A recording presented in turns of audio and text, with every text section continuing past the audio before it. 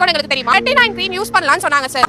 Use பண்ணதோட விளைவு ரிலேஷன்ஷிப்கான app எல்லாம் promote பண்றீங்களே, எத்தனை கேர்ள்ஸ் வந்து சோஷியல் மீடியா மூலமா அபியூஸ் ஆகுறாங்கன்னு உங்களுக்கு தெரியுமா? யாரு ப்ரோமோட் பண்ணலன்னு தனிச்சு பேசாதீங்க. நம்ம கம்யூனிட்டி ஆஃப் இன்ஃப்ளூயன்சர், அப்ப நீங்க ரெஸ்பான்சிபிலிட்டி கண்டிப்பா எடுத்து. என்னதான் சோஷியல் மீடியால பெரிய இன்ஃப்ளூயன்சராவே இருந்தாலுமே அவங்க ஒரு ப்ராடக்ட்டை அட்வர்டைஸ்மெண்ட் பண்றாங்கன்னும் பொழுது கண்ணை மூடி வாங்கிடாதீங்க. அதே மாதிரி அவங்க ஒரு ப்ராடக்ட்டை ப்ரொமோஷன்ஸ் பண்றாங்க அப்படின்னும் பொழுது கண்டிப்பா அவங்க ஹேஷ்டேக்ல பாத்தீங்கன்னா ப்ரொமோஷன்ன்றதை அவங்க மென்ஷன் பண்ணியிருந்திருக்கணுங்க.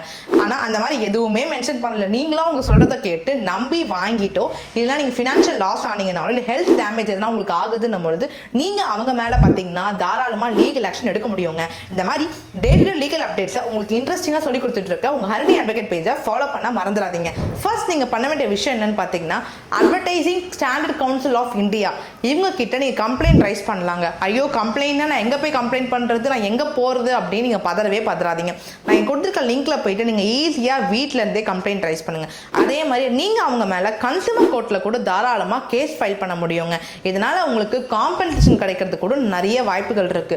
ஒருவேளை நீங்க அவங்க சொன்னதை நம்பி ஏதாவது ஒரு ஃபினான்ஷியல் லாஸ் ரொம்ப அதிகமா ஆகியிருக்கீங்க அப்படின்னாலும் இல்ல ஹெல்த் டேமேஜ் உங்களுக்கு அதிகமா ஆகியிருக்கு அப்படின்னும் பொழுது நீங்க அவங்க மேல போலீஸ் ஸ்டேஷன்ல கம்ப்ளைண்டே பண்ண முடியுங்க.